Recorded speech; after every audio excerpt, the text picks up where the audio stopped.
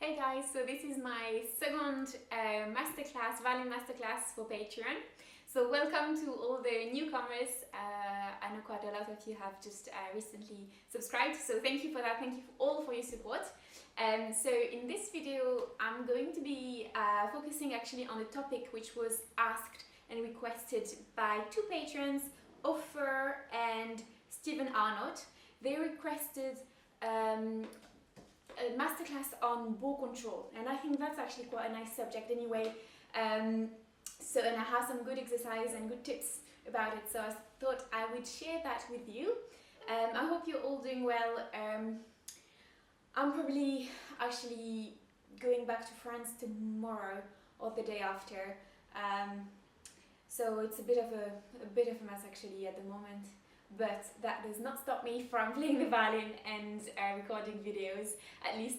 So, okay, let's get into it. Bow control, okay? So, first thing that we have to know for bow control, basically, if you don't have a good bow control, what can happen is the fact that your bow is going to be shaking, especially in performances or when you're nervous or in very slow pieces. Now, I love playing slow pieces, they're my favorites, and I worked on bow control quite a lot. So the first thing to know is the technique in the right hand. You have to use a bit of a different technique in order to have more control. I'm going to show you this. The second thing I will show you is exercises to improve and that you can do like daily to get better. So technical ones, okay? Now for the right hand, usually with the bow, your fingers will be curved at the heel and then they will straighten a bit up to the point and then back curved. Now that's just a natural movement. I would encourage that if you want to have a better bow control, you really exaggerate about straightening the finger. I'm going to show you now. By straightening the finger, the control that you get is so much better. So I'll show you an example, okay? I'll do it without really straightening the finger. Hopefully you can see this quite well in the camera. Okay, so for example,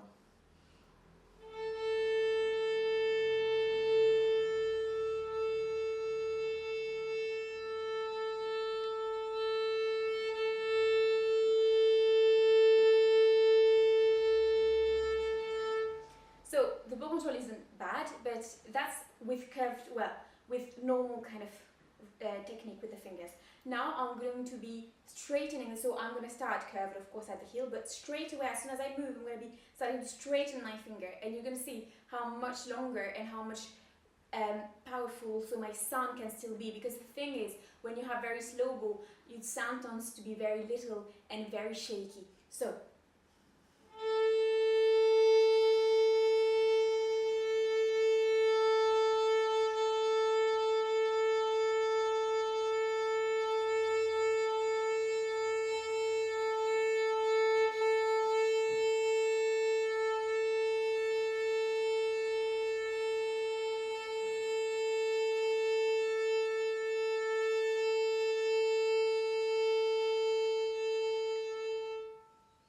as you saw, already the sound had much more texture, and I was able to hold that bow for much longer.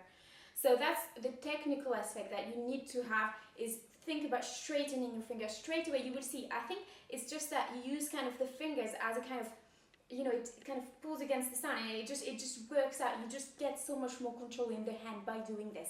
So remember this. Then second thing, exercises. Now to get better at it, there's a famous exercise called the 1 minute bow exercise. We're going to play around this exercise. So basically what you need to do is put the metronome at 60. I'll just get a metronome here.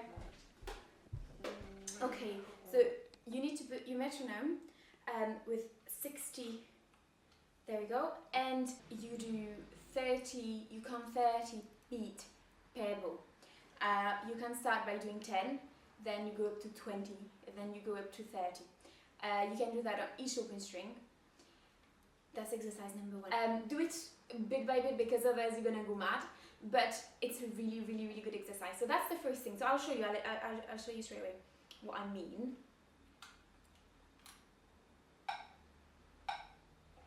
Okay. So 1, 2, 3,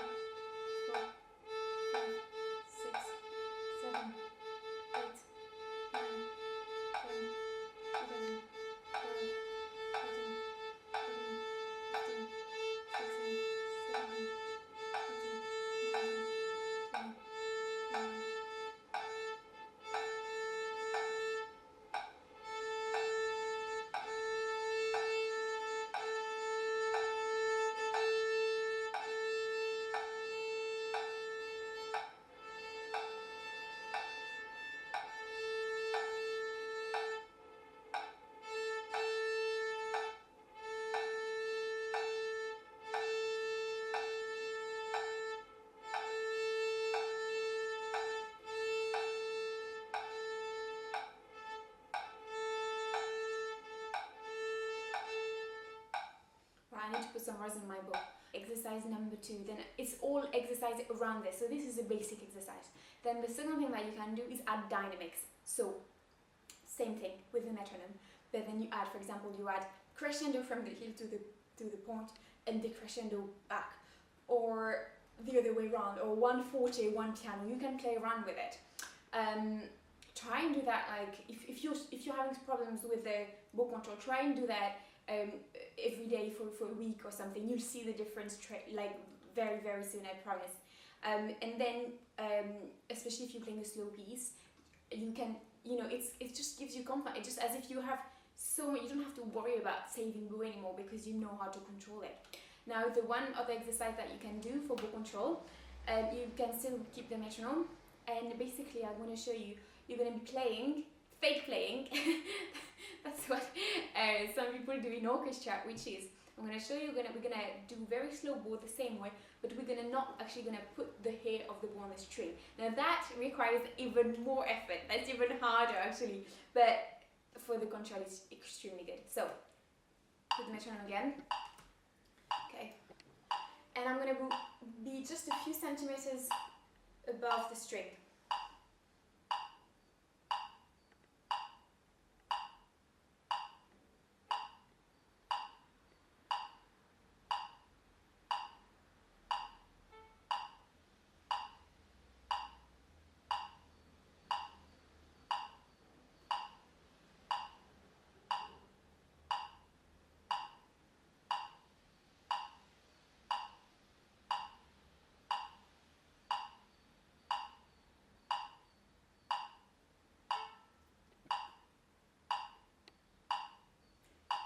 And the point, actually I probably should practice this again. It's always good to go back sometimes to doing these exercises. But the point is that your bow should shake as least as possible. And yeah, and same, do that on each string. That's my tips for bow control. It's actually pretty simple to improve bow control if you do these things. So make sure you straighten the fingers and do some daily exercise, and with the 1 minute bow exercise, and yeah, you'll see results really quickly. Especially even for me, when I have a slow piece I have to play with very long bows, I retake these exercises and I redo them, because even though you've acknowledged something and sometimes it's good to go back to those basics and go back to doing that again when this specific technical difficulty is in a piece. So that's my tips about bow control. I hope it was helpful and this will help you. If you have requests for the next video, then drop me a message or comment, leave me a comment. And as you know, I do take requests on what you guys want to know for the masterclasses. Otherwise I will do another poll, or I'll see, I think quite a lot of you wanted to see things about shifting, so I could do that, but we'll see. Just let me know if you have any questions as well. Do let me know. I'm here. So and I'm not going anywhere anytime soon. So anyway, thank you again for supporting me, all of you. It really means a lot in this difficult time to have a group of people like you. So thank you, and see you soon.